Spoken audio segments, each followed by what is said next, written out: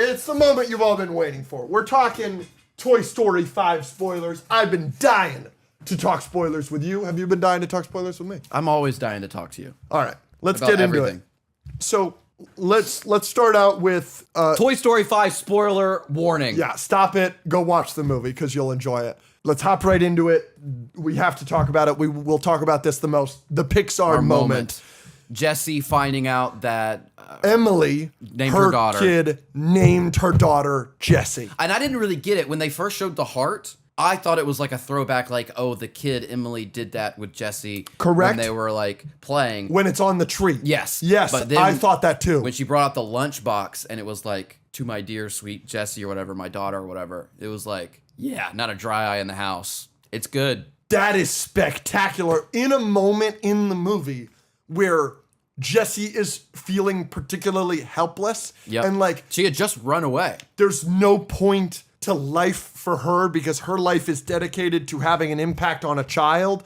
And she was like, I can't have any impact. I just keep getting thrown away. The ultimate impact. I mean, I'm getting chills right now. The daughter, there's a human life named Jessie because of her. Whether it's because of her or not doesn't matter to her in that moment. That's what that means. It's good. Unfucking believable. And she used the little hair tie. She was wearing that from the lunchbox for like the rest of the movie. Oh. I think. I didn't pick up on that. Yeah, it's a really good Pixar moment. Do you want to try and rank it? Because we kind of talked about this before. We did. And I've been able to sit with it a little bit. I think the Up moment is better. I think the Toy Story 3 moment is better. So long, I partner. think the Monsters, Inc. moment is better. Yep. Coco. I think, sure, I'd give it to, I need to watch Coco again. But Coco, I personally would give it to Inside Out. But then it's right there. So 6. It beats Onward. Yep. It beats Cars. It beats it beats the Cars moment probably. Anything that, the only Finding Nemo moment is maybe... It doesn't count. It's not a Pixar moment. Incredibles doesn't have one either. It's okay. Great Pixar movies can go without Pixar moments. Finding Dory has a really, really good one. I would put that in the same conversation. The shells really, really got me. Mm-hmm. Her parents, knowing she has short-term memory. The dementia. When she was little, would always put shells so she could find her way home. And she has not seen her parents in like 40 years or whatever the frick it was. Yeah, because Ellen DeGeneres is old. And she's just trying to find her parents. Yep. And she's just wandering around and she happens to see, and they've been putting out shells for her whole life. That's crazy. That's such a good moment. Gosh, I love that. I don't like that movie that much, but like. You're getting choked up right now. Yeah. You want to reverse the Yes. Coco? Yeah. Let me try not to laugh here. Your eyes are getting teary and everything. Toy Story 5 is a better moment that surrounds the Toy Story moment. Yeah. Or the Pixar moment. So maybe I'll give it to that because Finding Dory, while I think that moment might be just as strong or stronger, the surrounding movie isn't as quite as strong to me. I think Toy Story 5 is definitely better than Finding Dory. But yeah, so the running bit that we both thought was very funny, but you thought was a little disjointed was the Buzz being like Survivor, Yeah. I mean, if you want to start talking flaws about Toy Story 5, we can hop right into it. Let's go. I was talking about positives, but okay. Oh, sure. Because I like that, but go ahead. No. Let's go. Let's keep talking positives. No, we're just going to talk about that thing right there, and you have a different opinion, so share it. I think all of the humor in the movie comes from the Buzzes. Yeah. I mean, I think there's there's a lot of like tongue-in-cheek, like poop jokes or like toilet humor with the little technology device. Yep. I don't normally care for any of that. Nope. I didn't laugh at all. You laughed really loud at what was a it? dumb joke. What was it? It was somebody said, can I do something? Somebody goes, do not. And somebody goes, oh, I am hungry. I want a donut. Like, that's what it is. Holy crap, that was so funny. Listen to how dumb it was when I said it, and look at him, he's keeled over. I'm embarrassed. Because it was like, her whole character was like, she's like, I wish they had done more of that, legitimately. Because they kind of introduced Forky's wife, and she has like 3 lines. And it's like, the movie was trying to decide like how lobotomized she was gonna be, and like how dumb, and like how much of a movie she, and so they give her 1 line for no reason, and it was just like, I'd like a donut. Like, it was so, I thought it was like, on paper it's not funny, but like it being that character and it being so random and her just being like this barely formed toy that doesn't like has been lobotomized basically was really, really funny. I thought it was hilarious. All right. But yeah, the buzzes was basically the only funny part. them learning like how to speak and say Star Command. Oh. And then when that one toy gets taken and they're like, Yeah, that's funny. But so this is where the negative comes from. A lot of my entertainment for Toy Story 5 comes from the buzzes. But the buzzes is the most Disney Plus short feeling thing I've ever watched in my life. Like, it is the most, this doesn't belong in a Toy Story movie thing I've ever seen. And you couple that with there are very few characters that we know and love that go on arcs in Toy Story 5. The characters that go on arcs in Toy Story 5 are Bonnie, Lily Pad, Jessie, the Buzzes. That's it. Woody does not have an arc. Neither does our Buzz. Our Buzz only wants to marry Jessie. He is not man enough to marry Jessie at the start of the movie, and at the end of the movie, she's man enough to marry him, not him. He doesn't go on an arc. And he's really, really sidelined. Our Buzz is really sidelined, but that's fine because we have these Buzzes, which is essentially our Buzz, going on their arc. The issue is that Buzz is going on the same arc that our Buzz went on in the first movie. So you're doing this again. Yeah, but it's so much more creative and it's so much more interesting. That's why I kind of like it, is because, yeah, you said it feels like a Disney short or it doesn't belong in a Toy Story movie. I would say that if they didn't justify it by the end, like if they had this whole thing and like they were in, when the storylines collided, they helped in like one scene, but like once the storylines collided, they were in it for the rest of the movie. So like they had like a very big impact on it. But they only wrote Lily Pad throwing itself away, essentially killing itself, by the way. Can't wait to talk about that. They only have that scene because Lily Pad puts itself into this predicament so that they can come in at the end. You know what I'm saying? Like, the writing for Lily Pad to do that doesn't make sense. Like, the situation... Yes, it does. The situation is extremely contrived so that they merge. I disagree. Because they had already converged before Lily did that. Like them showing up at the house and like the torture scene with Woody and Buzz all happened before they had to figure out how to find Lily Pad. They do that because the star they now recognize as the star on Jessie. Yeah. And that Star Command, that's not a reaction that we get out of Buzz in the first Toy Story movie. Yeah, so it is new. I was going to say that is a bad thing.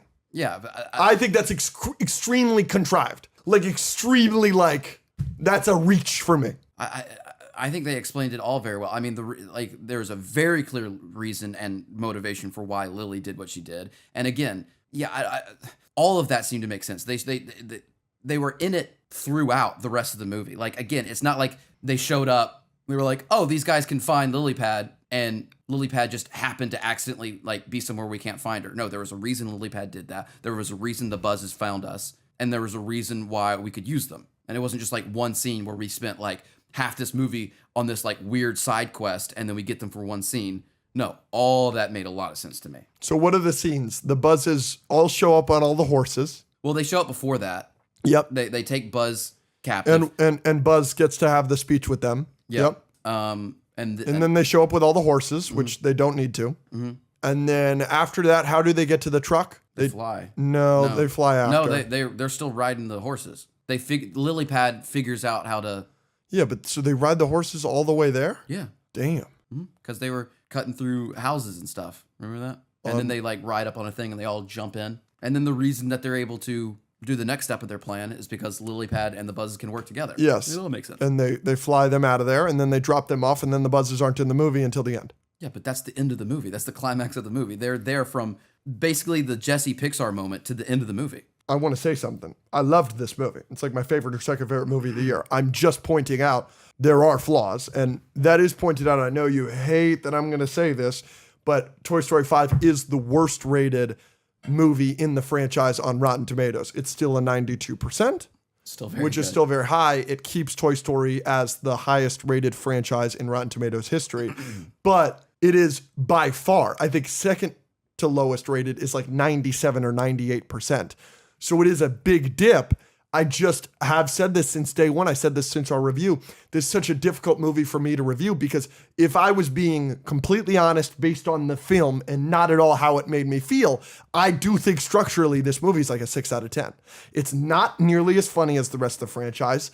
I think that you are grasping at straws a little bit. I think that you're like, you're trying to make things, okay, this made sense because they're in it at the end of the movie or whatever. It's still very forced. There are things that could have happened that would make it feel forced to me, and I just don't think those things happened. I guess those things did happen for me to feel very forced. But again, it seemed like a breath of fresh air to me. Like it was something that kept me like what is happening throughout throughout the movie, and I thought that was a good thing as opposed to just being boring. Sure. Yeah.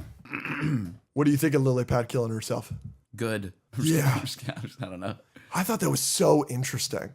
Yeah, we talked to a lot of people, a few people who said that they cried more at the Bonnie chat scene than the Pixar moment with Jessie when the mom asked to see the chat and she let her and she was like, I'm not going to be mad, stuff like that.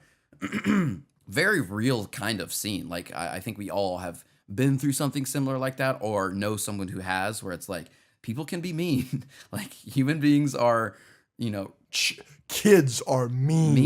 Mean. And community with people is the best and worst thing ever because, you have to trust people and open yourself up to being able to feel something. And she's learning how to do that as a kid, but also comes with a lot of negatives. And Lily Pad didn't really realize that or how to handle that for her kid. She thought she knew everything. So yeah, I think it made sense why she would throw herself away. And that kind of led to the nuance of how they handled the technology and completely agree, which is I thought was really interesting and really good because it was really like I think they touched upon a lot of things about technology and thus AI and just robots in general in our society that are bad, and they talked about it in a nuanced way that like I wasn't expecting. How about the commentary? It's very brief. It's only like 2 lines, but the commentary that technology is making kids older. I thought that was fascinating. But I couldn't agree more. I've got a great example for this. Sure. I'm not going to give specifics, but bat and bar mitzvahs are like the big party for the 13-year-old in like a Jewish family. And so 13, that's young, right? When I went to bar and bat mitzvahs as I was growing up, it was like a lot of like Under the Sea was Rachel's theme. Ariel, Little Mermaid, a princess movie, right? Like it was a lot of that. It was like a Star Wars themed bar mitzvah or shit like that, princess movies. That makes sense. I'm going to a bar or bat mitzvah of a family friend later this year. I'm not going to say who. It is Coachella themed. Yeah, that's... And I've been thinking since I got invited to that and since I saw the invite, I was like, how bizarre is that? Like, I'm uncomfortable going. Yeah. Because I'm like, children, like, what is that going to look like? When I think Coachella, I think people dressed as whores. No disrespect. And doing drugs. Exactly. Yeah. Like, and no disrespect to Coachella. Love Coachella. Like, it's an awesome thing, but I don't love it for a 13-year-old. It's very adulty, yeah. And so it's like I'm thinking about that. And like when they said, oh my gosh, this is a 9-year-old? This looks like a 16-year-old's room. I was like, oh my gosh. Yes. Yeah. Mm-hmm. Yes. Like, but absolutely, that's technology. How does a 13-year-old even know what Coachella is? Yeah. Technology. Yeah. And that's what it is. And I loved that commentary. I honestly wish they explored it more. I think this starts happening in middle school and high school, but I like you said, I think it's amplified with social media where it's like, that was the first time I saw my friends start changing to try and when they realize like, oh, other people are going to think I'm stupid if I stay like this.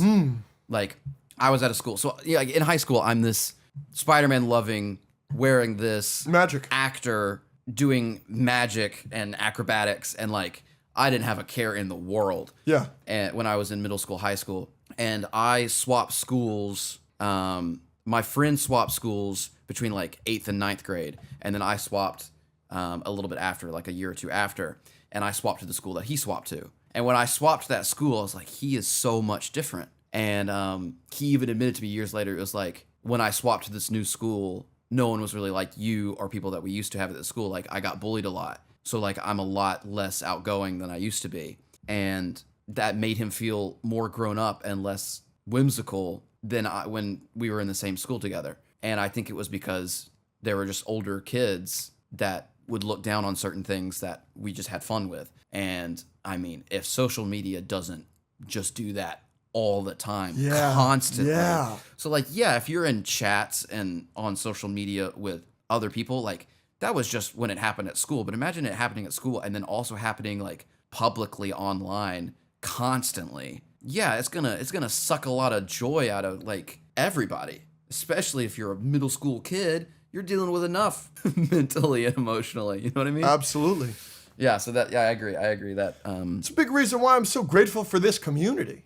Yeah. Golly, you know. So many messages we've gotten from people being like, I used to be a nerd and now I don't have any friends that like nerd stuff, but your podcast and the people I found in Discord, it's helped me be a nerd again. That's Yeah. what this is for. Yeah. So that we can all nerd out and have fun. And whether it's you want to feel that youthful feeling again or you just want to have fun with friends or whatever. You know, we get a lot of complaints and a lot of people, and it's been raised even a lot more recently because of our new intro on the regular episode. People don't like that the mugs are flipped. That like it's in the logo, it's I'm on the right here, but in the logo, the red's on the left. But you guys don't understand that is from this perspective, because this is the seat where we have guests. You guys at home are always the guests. You guys at home are always sitting in with us. That's why the logo is from that perspective, so that you are, because that's how we think about it. Obviously, we are speaking to you, but you're right here. That's how we feel. Yeah. That's why the mugs are like that. Toy Story. We were talking about Toy Story. We'll go back to that. It's a fucking banger. It is a banger. Let's talk about some more positives. Doesn't go like, you know, it's a Pixar movie, so we're always going to talk about this. But the animation, I mean, unfucking believable. Yeah, it looks really good. As always. I mean, like the textures of the fur on the fuzzy toys, the grass. There are scenes in grass with trees, like the bark on the tree. They use the sun and the sunlight, especially on that farm, a lot in ways that I liked. It's awesome. What do you think about Woody and Buzz in this movie? I didn't really care for them fighting as much. I know there was a line that was like, It's so good to see them fighting again.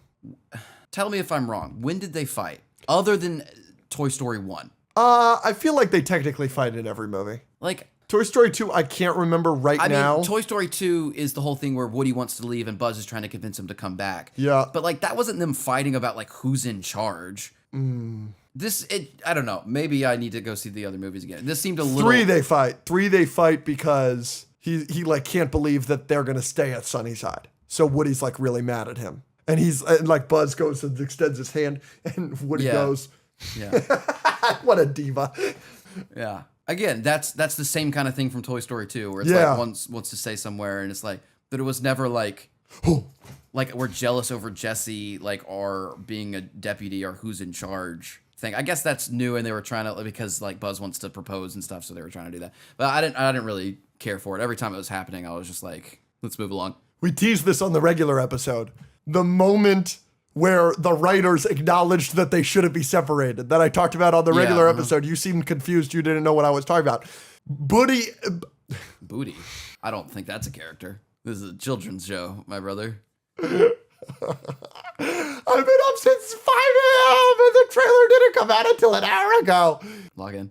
Buzz and Woody have a conversation where he's like, "Oh my gosh, you're going to propose to Jesse." And he goes, "Yes." And he goes, "Hey, it's not usually up to me. Bonnie usually decides these things. But if it were up to me, you would be my best man." That is what that line is. That line is like, we should not be separated, but we are. It wasn't up to me. I felt that was clearly, because that scene, he does not need to say that line.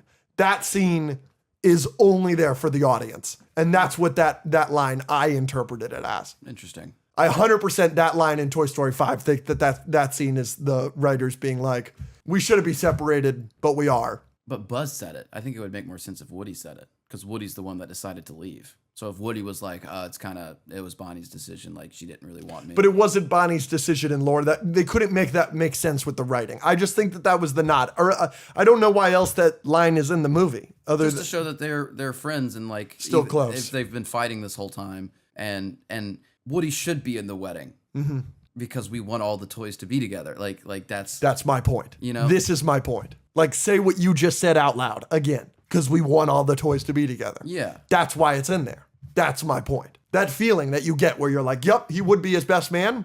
That's not a feeling we got after Toy Story 4. That's in there to be like, yep. And the line where it's specifically, it's not up to me.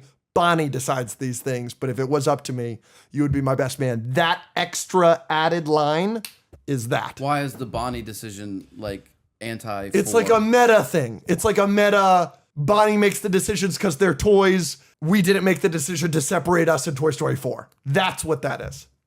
It's like a meta thing.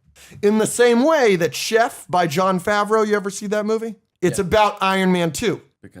Because he's a chef in a kitchen and he's the head chef.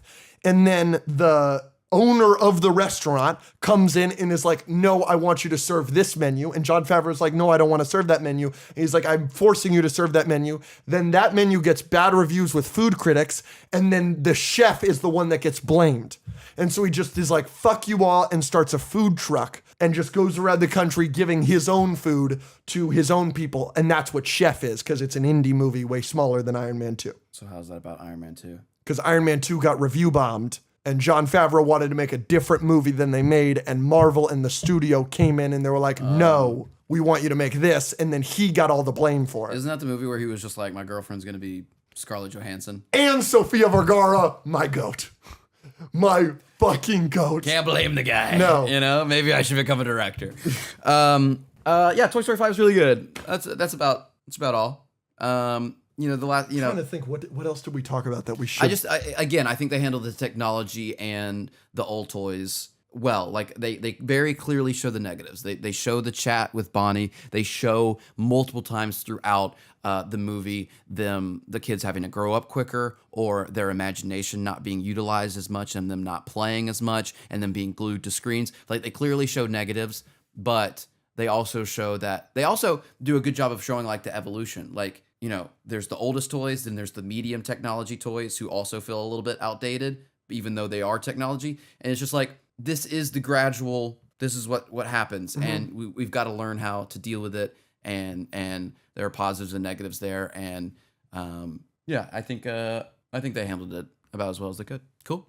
You don't think Toy Story 6? Yeah. Oh, you do think? Why not? Yeah. At this point. Yeah, why not? If you didn't stop at 3, when they made 4, I was upset, and I kind of explained that last episode. I think there's some problems with that movie. Absolutely. But when they announced Toy Story 5, I was infinitely less upset than when they announced Toy Story 4. Because now you've done it. You've done it, and make 6. What an interesting commentary! I'm so interested to see parents' reactions to this movie. You know what I'm saying with the screens, because the screens, it's gotten out of control. I mean, you can't go to a public restaurant and not see children on iPads, not socializing. My mother would never allow that to be to be a situation. I doubt your mother would either. Like my mom, if I pull out my phone today and I'm working, she's like, Alex, at dinner. Like, so it's so interesting. I'm so interested to see families' reactions. But no, the other day you're gonna have so many iPad kids. Me, personally, me. Yep, you. No, I don't think so. Your kid's gonna grow up to be like an AI, like, because they're gonna be anti-me, because they're gonna revolt against me. Yeah, that's gonna be their punk phase, is making Studio Ghibli images of themselves. They're gonna, their teenage years is just gonna be all AI art. Terrible. Terrible. What? So no, I was editing one of the videos of our Toy Story 5 review to post on TikTok the other day, and we talked about Toy Story 3, and I'm like, just pulling up pictures from the So Long Partner scene where they're playing with the kids. And I'm just like, how did they it's appalling that they made another movie after this. It is. It's appalling that that's not the ending. It is. It's just greed. Yes. Yeah. But we have been with these characters since we've been alive. Yeah. The first one came out in They 1995. predate both of us. Yeah. I was born in 1998. Wow. I know. Yeah. 19? Yeah. Not 2000, guys. 1998. 2000, baby. Gross. 19? So I remember growing up and watching Toy Story on VHS. Toy Story 1 and 2. I can remember it at my grandparents' house. Yeah. And so it was really nice to grow up with them. And then when we were all college age, have that ending. And which is why. College age? In 2010? Okay, well, no. That's not when Toy Story. Was that when Toy Story 3 came out? 2010. Oh, yeah. Because, okay, yeah. You're right. Because then 2011, my goat Finn McMissile entered the picture. Yeah. So again, that's why I think it's so deep and emotional for a lot of us of why we grew up with these characters and it was like, please leave it there. Please leave it there. It's so beautiful. It's so great for us. Yeah. And then 4 happened. But it was interesting with 5 because we talked to someone the other day that also now has a kid. And he was like, I grew up with these characters and now, it's just so interesting getting something different out of these movies as you grow. Because now he's like, that chat scene, it was like so true. It's something you try to avoid as a parent, but what are you going to do? So I think, I don't have a lot, I can say some positive things about 4, but I normally avoid it, but 5, like there's still some great things we can get out of Toy Story now that we've decided to continue it. Correct. So I would be totally fine with a 6. Would love a 6. Yeah. But make it funnier than 5, please. Yeah. Because even 4, I find very funny. I don't. You don't like the Key and Peele bit, so you're not going to think that movie's funny. In the theater, I was cackling every time they did that. I don't think I bit. laughed once at them. Yeah, I thought they were so And I think Key hilarious. and Peele are generally what they do, they're pretty funny. And you don't like Buzz's inner voice bit. Yeah. You think it dumbs him too much. Yeah. I think the inner voice is funny, but it's so much less. Like, it's crazy how much of a lesser version of the Toy Story original trilogy 4 is. Like, just every box it does check is worse except animation. Animation, it's unfucking believable. Great. But, like, the glass on Bo Peep, like, how it looks, the porcelain, it's unfucking real. But, yeah, like, Toy Story 3, dude, like, every time I see a clip from it, I'm like, yeah, this is one of the greatest movies of all time. It's one of my favorite movies of all time. Hard to beat. All right. Thanks for watching, What guys. did you think of the new way they portrayed, real quick, last thing, the new way they portrayed the kids playing, I thought was wonderful and fascinating, and I loved it. At the end? No. Oh, The them just- artsiness of it. When Blaze is playing and when Bonnie is playing, it's like this artsy Yeah. watercolor land. It's 'Cause Gwen that's not how Stacy's it's universe. It's not how it's been portrayed in the past. No, in Toy Story 3, it was just normal animation. It was just like an epic action movie. Yes, exactly. I loved that. Because Andy's a boy, she's a girl. So they're doing a wedding at the end, and he's doing, oh my gosh, this bridge is getting blown up. We're dropping a bomb of monkeys and Buzz is swooping in. Yeah, but she's a girl, so it's this watercolor. Yeah, and it was still kind of actiony, but it starred Jesse, not Woody and Buzz. I loved it. I thought that was such a fun way to differentiate. And that was kind of funny. There were some funny moments in that. Sure.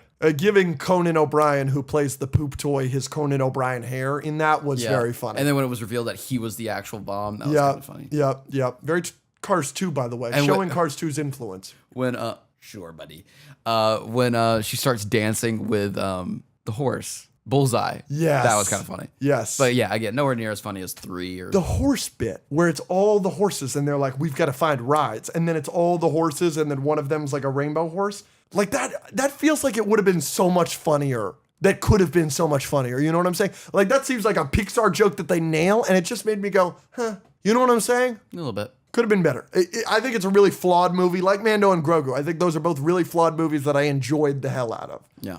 And they're my 2 favorite movies of the year. And next week, we need to start talking about, do you think this has been a weak year for cinema Yeah. so far? I've already said that. I don't think anything. I think there's some really strong movies. I guess we can talk about this next week. There's some really strong movies. Obsession, Project Hail Mary, Toy Story. In my opinion, Disclosure Day. That's up there for me in terms of personal enjoyment. Kind of like, I guess like you said, like there's some flaws, but I really, really enjoyed it. Sure. But all of those, like none of those have reached like a 9 or 10 level for me. Like we've gotten a lot of really good high 8s. Sure. In my opinion, which I know some people disagree with. And even if you think some of those do deserve a 9, like Obsession or Project Hail Mary, okay, we've gotten 2. Yeah. So, I'm really hoping Dune and Odyssey and Spider-Man and Avengers, really bring us home the second half of this year. Absolutely. The first half of this It's year. not been bad. It's just like we've gotten a lot of good to high good. Nothing. We haven't broken into great category yet. The first half of this year was really TV heavy for our job. Yeah. The second half were Odyssey, Spider-Man, Clayface, Doomsday, Supergirl. Dune, Supergirl is next week. the next video they'll get from us. Yeah, which will be coming out a little late. Thanks for watching, guys. Mwah.